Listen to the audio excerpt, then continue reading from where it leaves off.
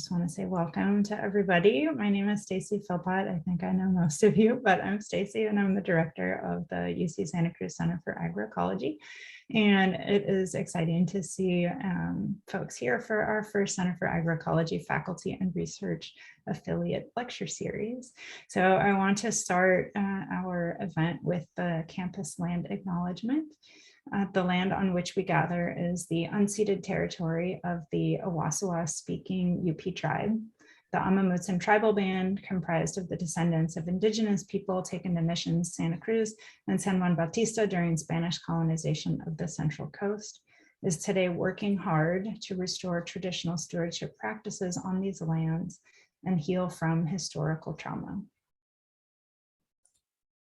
So today we're going to have a meeting in two sections. We'll see how this goes. In the first section, we're going to hear from one of our center affiliates. And in the second section, we're going to do maybe some breakout rooms, maybe just a group discussion to get to know each other a little bit and to do a bit of brainstorming about two position proposals that the Center for Agroecology is putting forward for UC cooperative extension specialists. And I'll talk more about what that is a little bit later on. It looks like everybody's doing this already, but just a reminder to keep yourself muted when our speaker is talking. If you have any questions, feel free to put those into the chat. So with that, it is my great pleasure to introduce today's speaker and to thank him for being our first and early volunteer for the affiliate series. Dr. Weixin Cheng is a professor and the department chair of the Environmental Studies Department at UC Santa Cruz. Weixin is a soil ecologist with research and teaching interests in cycling of carbon and nitrogen in land-based ecosystems, rhizosphere ecology, agroecology, and global environmental science. I found this quote that I'm going to read on Weixin's webpage, which I really liked. It says, "I was told that soil generates all the things, and I believe it is true because after all, soil is still regarded as the last frontier in science. For this, we do research on soils." I think that's a wonderful way to put it, Weixin. So today, Weixin is going to present a talk entitled, "Does Soil Carbon Sequestration Get Hotter?" And with that, I'm going to turn it over to you, Weixin. Thank you, Stacy. Thank you so much, Stacy, for organizing the seminar series. And also, I'm so happy that you gave me the chance to speak today. First one is an honor, and I'll try my best. Let me share my screen and also talking, I guess. I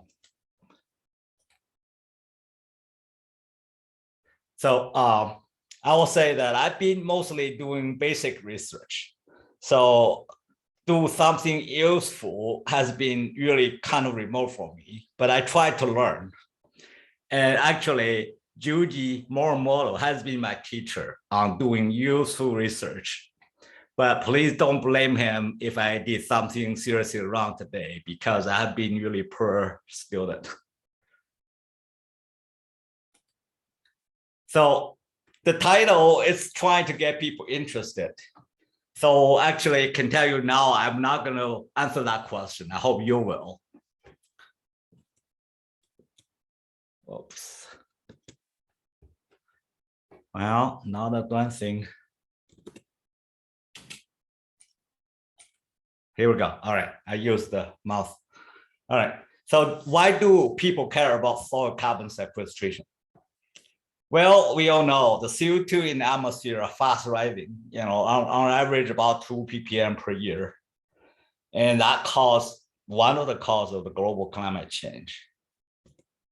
And as a carbon balancing of the CO2 emissions in the air, on the left hand is the emission sources, primarily burning fossil fuels and land use changes like deforestation. Then on the right hand of the column, the three numbers, the first one is the CO2 stay in the air. That's why CO2 concentration are increasing. Then the middle one is the the CO2 get stored into the land system, some into the wood, the biomass of the plants, some get into the soil. So soil carbon sequestration, is primarily related to that at a global scale.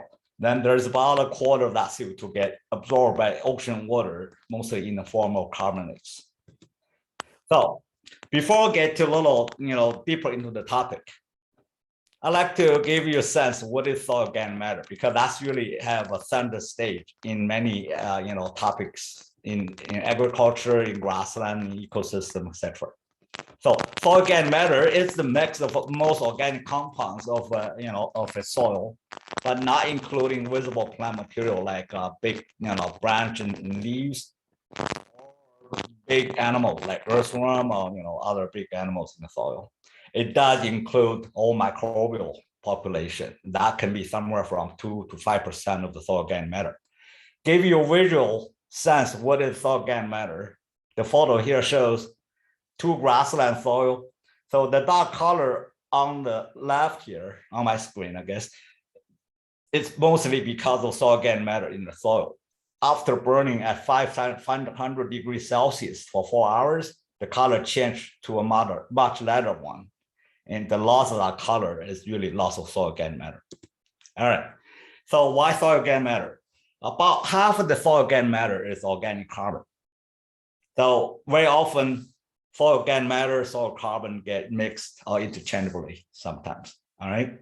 So in general, we know that soil organic matter, soil organic carbon has major determination on ecosystem functions, like ecosystem services in general, like crop yield in agricultural land, soil quality, sustainability, and also in terms of storage of carbon, water, and nutrients. In general, the relationship with soil organic matter content tend to be linear or roughly linear. A specific set of functions, first one is the soil structured aggregation, usually controlled by soil organic matter. But that I think for this crowd, it's probably is common knowledge. I would not spend too much time there. But the bottom one is what really today's topic, carbon reservoir in the global carbon cycle. There's more than twice as much carbon in the soil as organic matter than what's in the atmosphere as carbon dioxide. So that's why soil carbon storage is a major one in the global scale.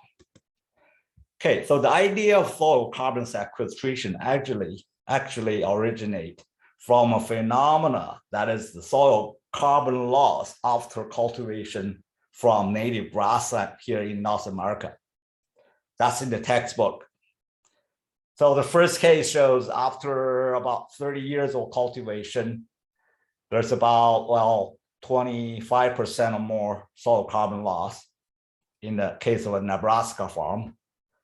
That's a very old publication, to outstanding now. And the second one is Alberta, Canada. So after about 20 years of cultivation, more than nearly 40, 50% of soil carbon loss. So the idea of carbon sequestration really is the reversal of soil carbon loss and gain back the carbon has been lost. Excuse me. One article published in Science by a group of authors led by Pam Madison of Stanford University, it does show there's potential possibility or actually happens after reduced tillage or conservation tillage being practiced in the Midwestern US. There's a clear trend of gaining back soil carbon. Okay, so that's the scientific base of soil carbon sequestration. In general, people like carbon sequestration because of the following reasons. One is cost effective. Among all carbon storage of sequestration measures, soil carbon sequestration tend to be the most cheaper approach compared to others as the cost per ton of carbon stored. And it also significantly improves soil quality, especially if you do carbon sequestration on degraded land, like some land was in agriculture because of erosion, bad management, etc., that been badly eroded soil. Increasing carbon in those soils can be very effective. And thirdly, it may increase crop yield. As I mentioned, crop yield tend to have somewhat of a linear relationship with soil carbon content. And fourthly, the carbon stored in the soil tend to have much longer time, stay there longer than, say, carbon locked in wood or in biomass in general. And lastly, very importantly, most land is managed by people. So we do have some level of infrastructure already existing to soil carbon sequestration than other measures. So in general, people treat soil carbon sequestration as win-win situation. Because of that, there are many different places pushing for the idea. One of the white paper published by Rodel Institute in 2014 claimed, the red color one here to save time, we could sequester more than 100% of current annual CO2 emissions, okay, with switch management to regenerative agriculture. That's a major claim, okay? Very optimistic. And very early on, a whole countryside initiative happened in Australia. They call it Carbon Farming Initiative. And actually, that was one of the main reasons I thought I would do a sabbatical with it to University of Sydney last year, but COVID just totally kept me here at Santa Cruz, didn't go. Anyway, so it's similar idea. You can read the text there. Basically, it's putting carbon into the soil and then the whole farming system to do all this good stuff. And then the other major initiative in Europe, it's called 4 per 1,000 initiative, mostly started by people in France. Let me show you a short video, only 3 minutes and 30 seconds. Let me get to that.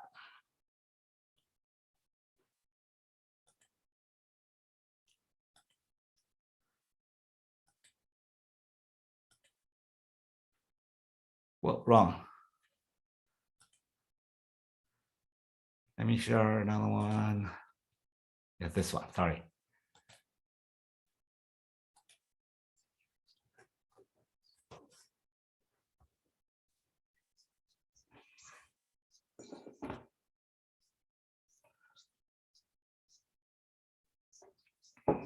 Could you please increase the volume? We don't hear. Really?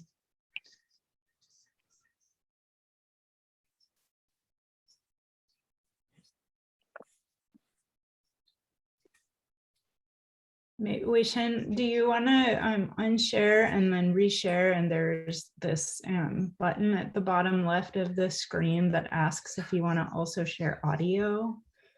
Okay. I always forget to push that. Okay, so where is that? When you're doing the share screen and there's a thing on the bottom left that says, do you want to share audio? Oh, okay. All right. So you know what? I will not share that. I get back to my PowerPoint. It's a little short video, introduce the idea of what is 4 per 1,000 meant, and it's kind of funny. All right, so let's back to, let me share that screen.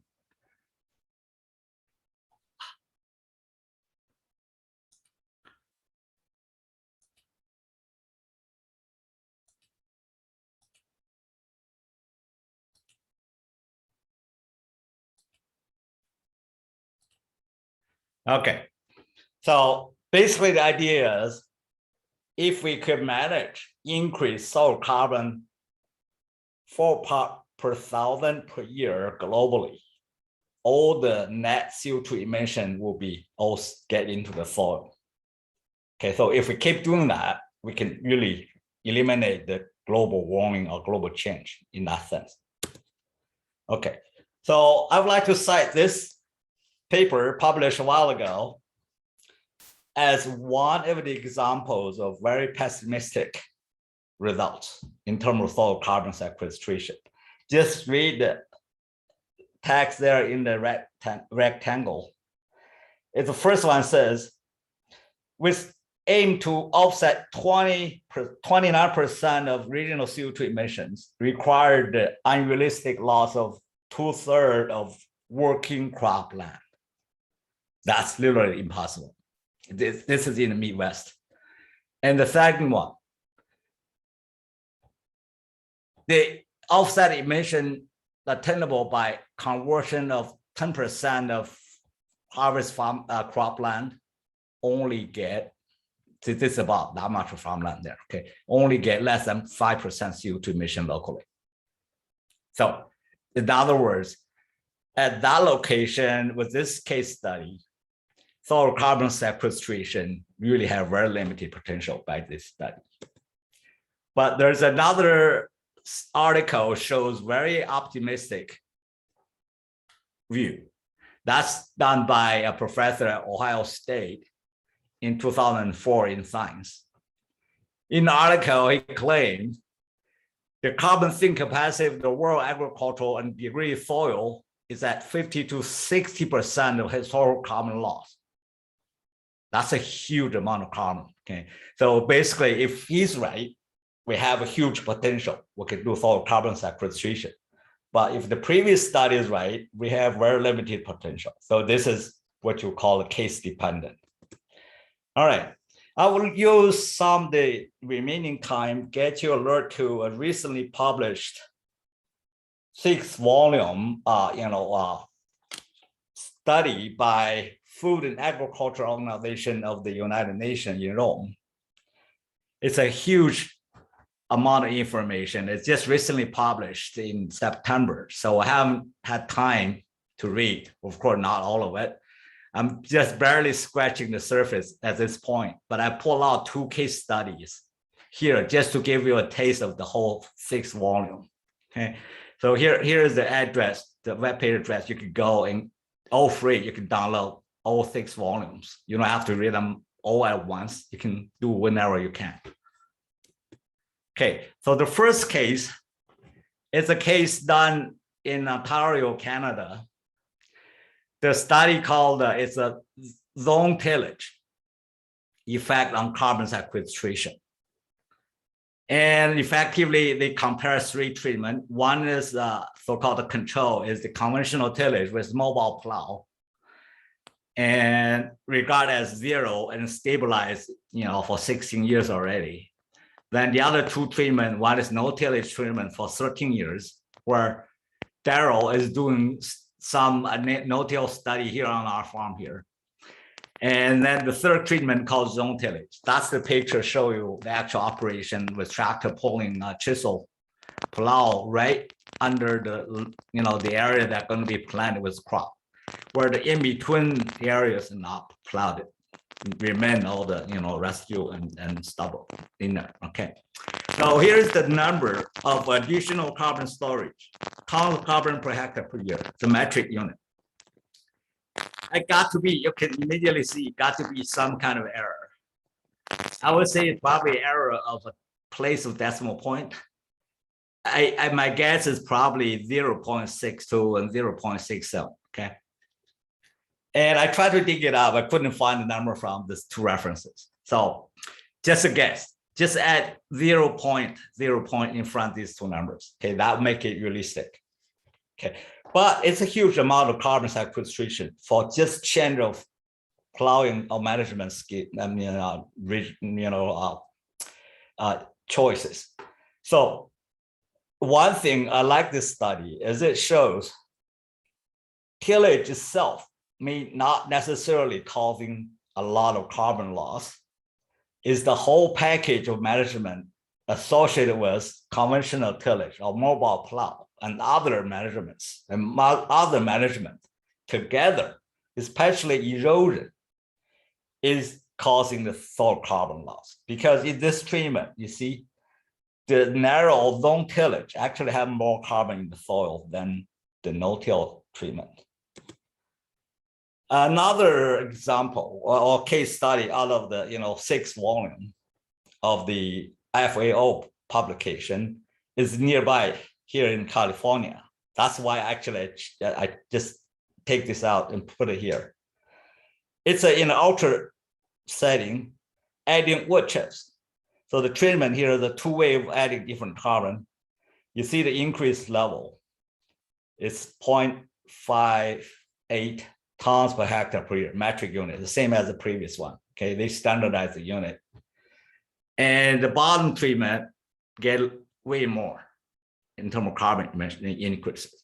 However, this study, there is a complication, what we call it, because you're adding carbon to the system from wood chips, we have to do so-called life cycle analysis to figure out what is the net carbon sequestration. In other words, you have to compare what we do otherwise with those wood chips. They can be burned by wildfire, right? Or they can be, left at a place decomposing through time, or you can chop them up and apply to, your orchard and other, areas. So this study shows if you do adding them to your land, they do increase carbon content in the soil. So this one, I like it because the idea of using wood chips or using the wood. Otherwise, in California, we tend to have wildfires, consume them sometime now or later, because fire are burning them rotationally in a sense, spotty by spotty, but they do burn them. If we do something else, not let them burn, I think it's effective for carbon sequestration. And another one, actually, the study done here on the Haybarn field a couple of years ago by Asia Peterson, an undergrad student together, and with a lot of help from Daryl. The idea of adding biochar in carbon farming originate from the phenomena done mostly archaeology, the sites in Central and Central South America in the Amazon region, with charcoal additions for many years back. On the left here, you show we can see the soil is very dark, full of charcoal and other things, artifacts. It's super fertile, very productive, and also very stable. In other words, the system can withstand a lot of disturbance and still remain very high productivity over many, many years, thousands of years. Where on the left, nearby place for profile without charcoal, it's very infertile soil. Arkansas is a soil order in the US soil taxonomy. And it's very infertile, very light color, very low carbon content, no charcoal, very low productivity on that. So the idea of adding biochar, charcoal, to the soil originated from this discovery. The idea of carbon control soil structure shows with this in the textbook, right? So this is when they dry, after you're adding water to the jar. The one have high soil organic matter maintain the structure. Those are called water stable aggregates. With low organic matter, same soil, mineral soil, but different treatment, you see they collapse. And that is to say, they have way less water stable aggregates to maintain the soil structure. So this study really is the idea to see if we could practice dry farming with additional biochar, because water become a major issue in our California agriculture with recent climate change. So if we could somehow increase the soil water storage, especially deep soil water storage for dry farming, when the major drought hit, farmers can use the biochar in the soil practice dry farming. So here is the trial here, just get a feel of it. The left bar here is regularly irrigated treatment with 3 plots. That the error bar is there, the generally from 3 plots. The middle one is irrigated once, no further irrigation. Then we plant the bean against 3 plots. Then the right bar is irrigated once, but a pre-added biochar.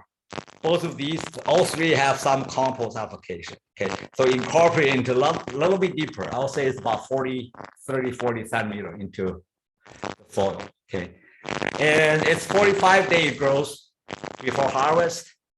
The number is gram of bean per 30 plants harvested.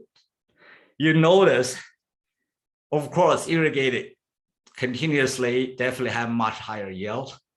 But the encouraging sign here is, excuse me, there's about 40% yield increase with biochar incorporation. So that is the additional water the char holds, giving the plants higher yield. Now, that yield difference may not sound huge, but it can make, I would say, make the cut or break under drought condition for farmers. So that was the very encouraging pilot study, very preliminary. So we need to try more. This is done before the COVID. Hopefully, when the COVID situation totally improve, we might follow on this. Okay, so the issue of soil carbon sequestration definitely have policy role play in this, okay? One of those is to report carbon sequestration. We need reliable and cost-effective measure how much soil carbon you get, and report them and verifiable soil carbon. It's a challenge, one, because soil carbon varies from spot to spot. So it's difficult to get a reliable measure. Secondly, to actually measure the carbon can be very costly. So low cost, trustworthy measurements is very important in this approach. Secondly, what we call leakage or life cycle analysis, like in the wood chip situation, different practice involve different kind of input. So for net carbon sequestration, we need to do somewhat of a complicated analysis, make sure we are reporting net carbon sequestration. Thirdly, soil carbon could change through time. Some change fast, some change slow. So trying to project how much carbon sequestration into the future can be very difficult. And that's another challenge. And fourth, and most important one, I would say, across all case study, economic limitation tend to be mentioned all across case studies. So again, sounds like win-win situation to most people, but there's no free lunch. Someone has to pay the bill for doing all this. And lastly, equity can be an issue for different sector, different way of farming, different community. So that need to be discussed and carefully implemented. This is really my rough thought. And as I mentioned, I've been mostly doing basic research. Okay, so thank you so much. Do I have time for questions, Stacy? Yes, Weixin, you do have time for questions if you have time. So yeah, if you have questions for Weixin, feel free to unmute yourself and ask your question, or you can put it in the chat and I'll read it for you. Excuse me, I can ask one, but then I think it could be totally a dumb question, because like I understand that we were just like when we were kids, even like that the plants, they are good because they get the carbon dioxide and then they release oxygen. So then that's why we would like plants. But then I don't get the concept of how the carbon can like kind of store in the soil.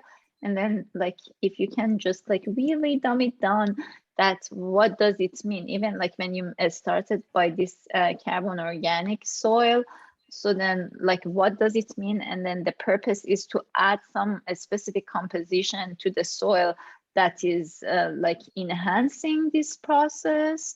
So if you can just like very simply explain that, that would be really cool. Thank you.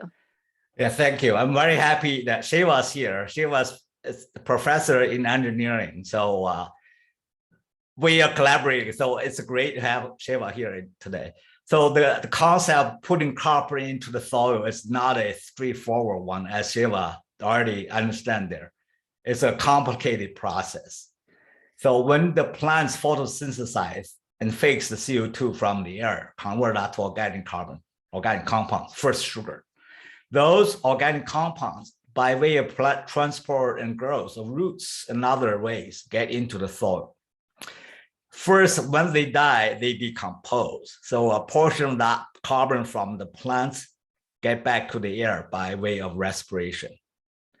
A fraction of that carbon remain in the soil. So how much that carbon remain in the soil has a major implication for different management practices. And that part have a lot to do with the soil management and also the soil texture. Now we know the clay and silt particle tend to have a lot to do with slow down the decomposition and protect the carbon from loss. So if your soil have a lot of clay and silt particle, that soil have higher potential to store carbon than the soil with made mostly sand. Sand have very little protection. That is to say, when you do practices with sandy soil, it's really hard to get more carbon to the soil to stay there long enough because they decompose very fast without protection. Do I answer the question? Yes, yeah, no, I remember. It's very good. And then one more, if like I don't take anybody's time, like this is separate than the last part that you mentioned, as if we want to just come up with a way to make the soil to contain water in the deep soil, or these two are kind of connected? So that one, the approach there, because biochar is charred carbon, it's literally pure carbon generated by pyrolysis, basically heating organic material under heat without oxygen. And that carbon, once it gets charcoal form, hardly decompose. They can be in the soil for hundreds or thousands of years. So that's the main way of carbon sequestration in that approach. Water is what we want for the treatment, but carbon already get there by adding biochar. Cool, thank you. And then if we have biochar, then it means that like it can contain water better? Yeah, hugely. They can really hold a lot of water with small amount. Thank you. Anybody else Stacey, have questions? Yeah, go ahead, Weixin. I don't want to use too much of the time for the following section. I mean, okay. Well, if somebody else is dying to ask Weixin a question, go ahead. All right. Daryl? Yeah, I got a question. I mean, I got lots of questions, but I'm curious about, you know, the study that you showed that Dan and Aisha worked on with adding biochar.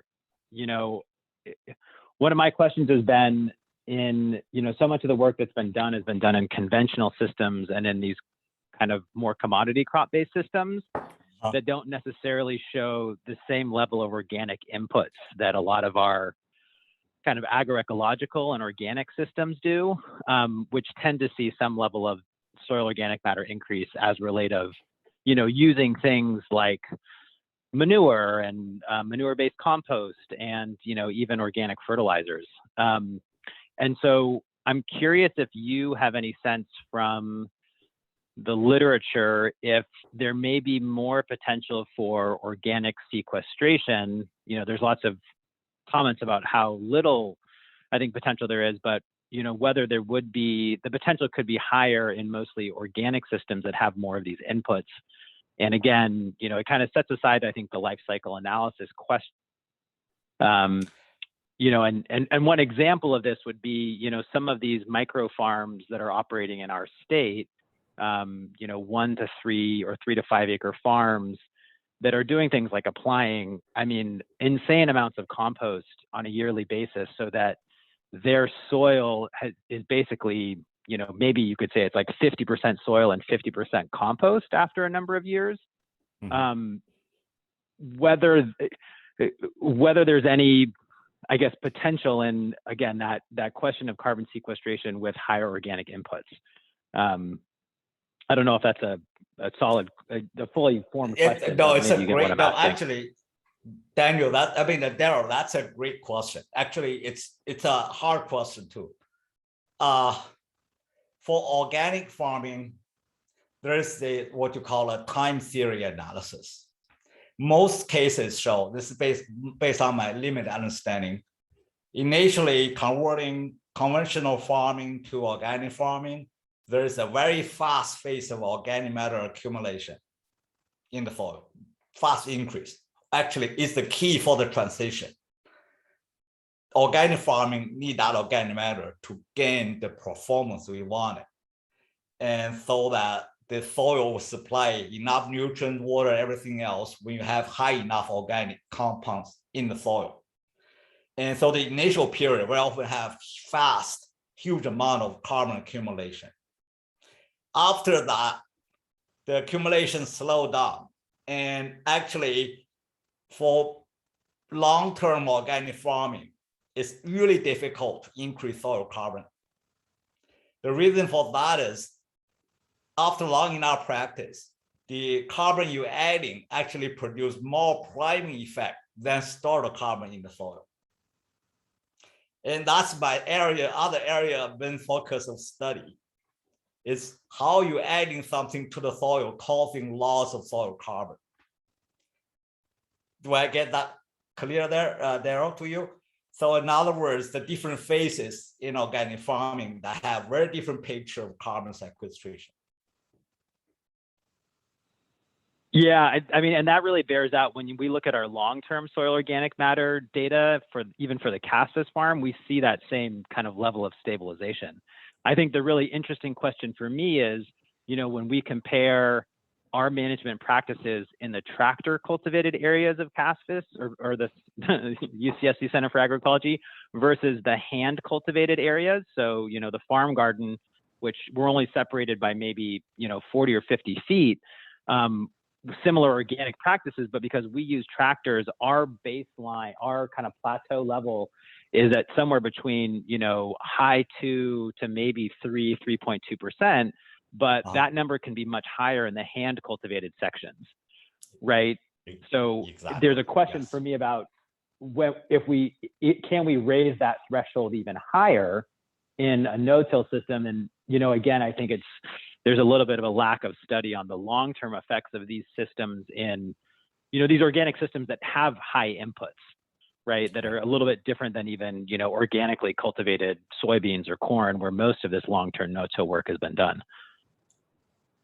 That's another one. You throw in a tillage effect. So for no-till system, there are several things changing through time when you converting that.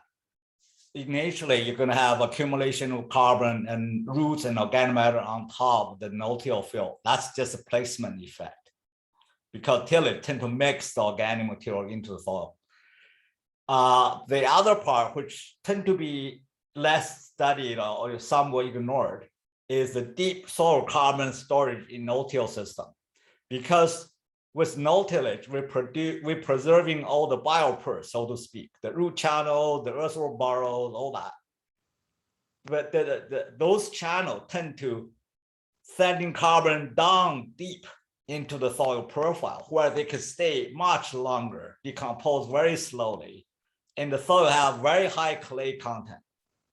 So no-till farming can have much longer and bigger deep soil carbon sequestration, which is hard to measure because it needs long time to see the difference. Okay, so Daryl, that's the part I think no-till have major play for carbon sequestration. Awesome, thanks, Weixin. Thank you, Daryl. Thank you for all the help, all the years. Okay, so Stacy.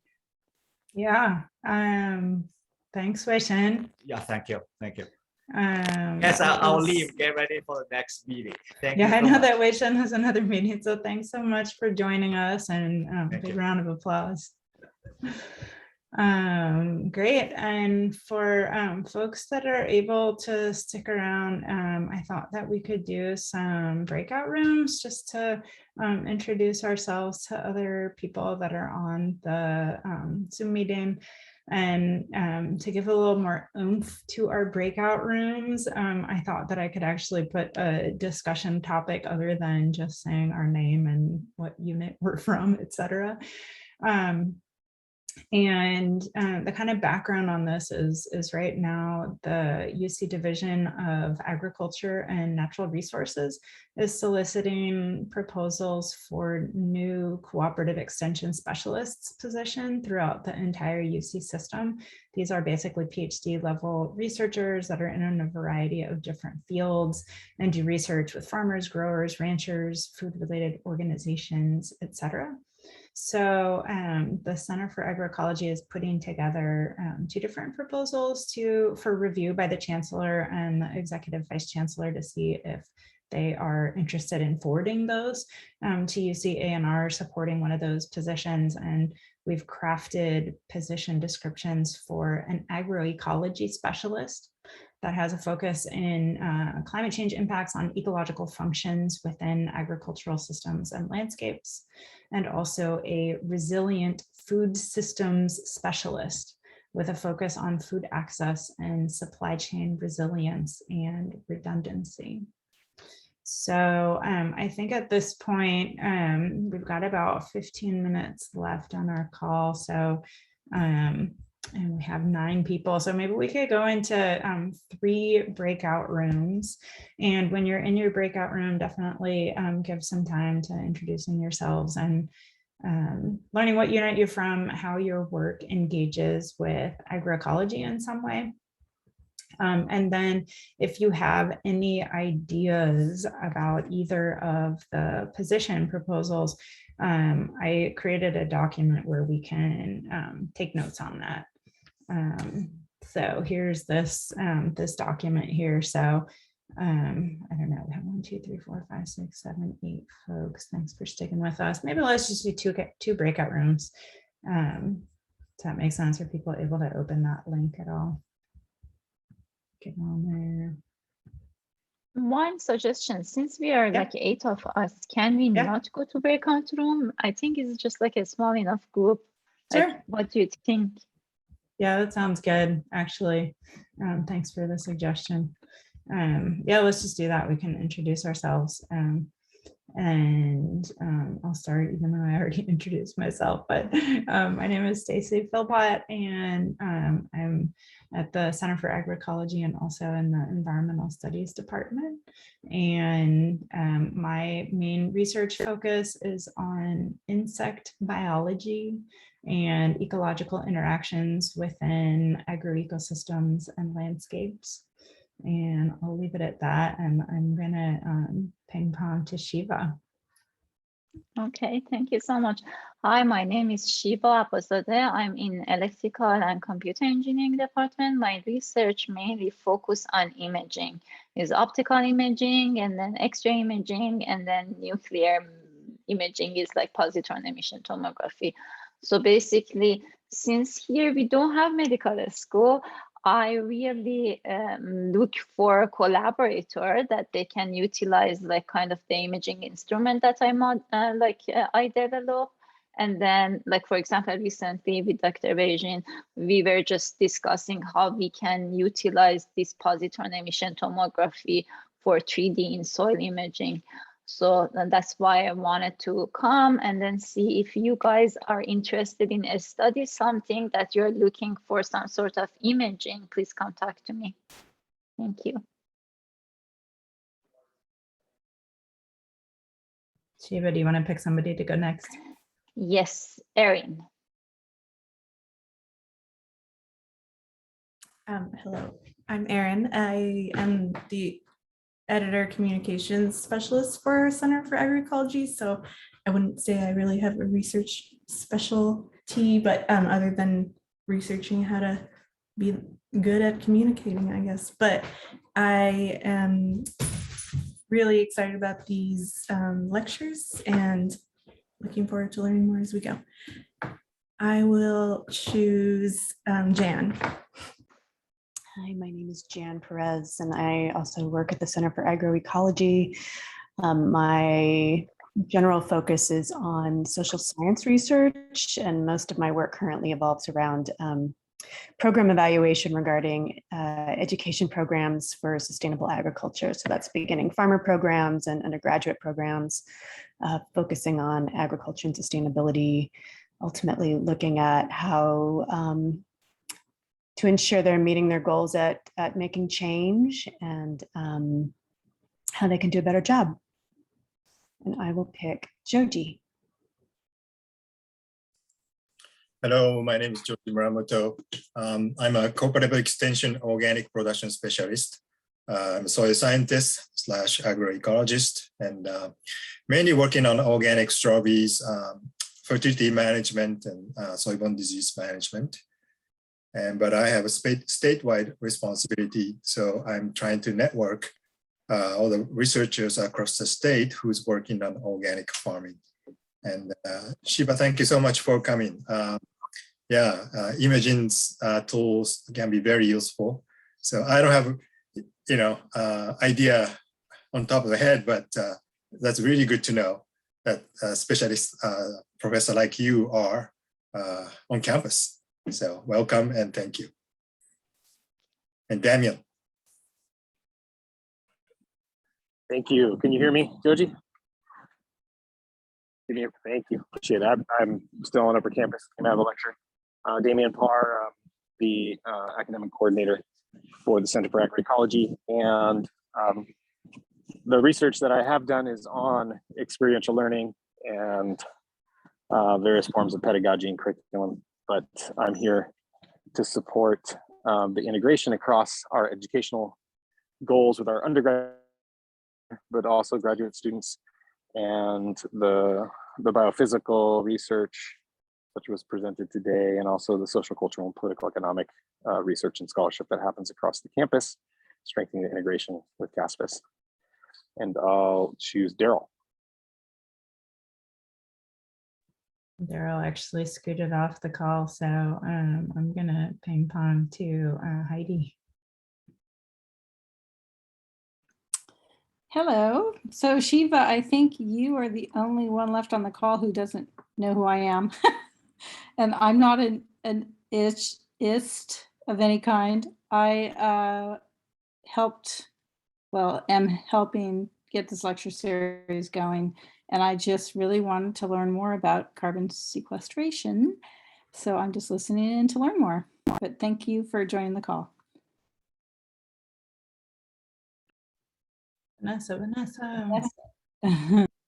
Hello, my name is Vanessa Ackerman. I am the program assistant for the Center of Agroecology, and I don't specialize in anything other than helping with Zoom and admin stuff, but always loving to learn new things. Cool. Well, thanks everybody for that introduction. And Shiva, you're well surrounded by a number of Center for Agroecology staff at this point, so thanks for sticking with us. I don't know what makes the sense to do for the last 10 minutes, or if we want to end early. I feel like a lot of us on the call have already stared at these position proposals quite a bit. But if anybody does have any suggestions, like I said, we're proposing two. One that's a specialist in agroecology, really focused on ecological functioning of agricultural systems. And we've talked about research topics that could include soil fertility management, soil and water conservation, on-farm carbon sequestration, the topic of the day, soil, plant, insect, microbiome research, integrated aquaculture and agricultural systems, biological pest control. And then for the other position, the resilient food systems specialist, this is really focused on food access, food security, and supply chain resilience and redundancy.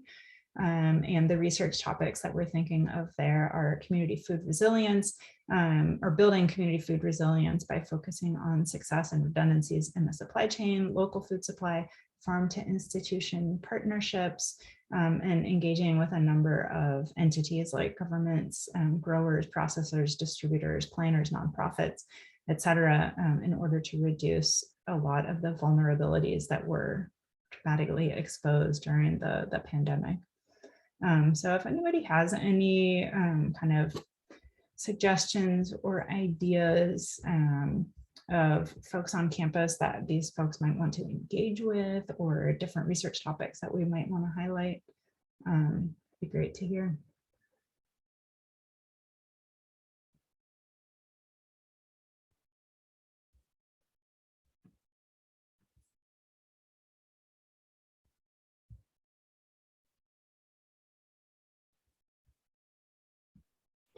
Well, I'm happy to jump off early and just go back and look at the next draft iteration and give more specific feedback that way. Sounds very good. Anybody else have burning thoughts that they want to share about these? I think Erin's pets have lots of burning questions. Cool. Well, It's quiet, so I'm gonna say something. I was gonna share this comment later, but by the way, Stacy, you did a fantastic job for putting two together. Thank you so much. And for both, I think it's important to list some of the ANR's organizations, such as Organic Institute or UC Santa Cruz, as a kind of collaborator or future collaborators, because that's ANR's organization. So of course we're gonna ask them to make a comment, but not only that, I think listing their organization can strengthen the proposal. 2 cents. thanks, Joji. That's really helpful. This is Damien. I'll just say I'd be happy to reach out to ASI. I don't know the internal politics with the UC Davis Ag Sustainability Institute and proposals coming out of there, but I think given that this isn't entirely competitive, right? There's 2 allocated to each campus, so there's an aspect of this at least that has the potential to be non-competitive. And so if Stacy, I mean, y'all are, I'm sure, able to reach out to Ryan Galt, the director of ASI, but I'm happy to do that if helpful. Amen.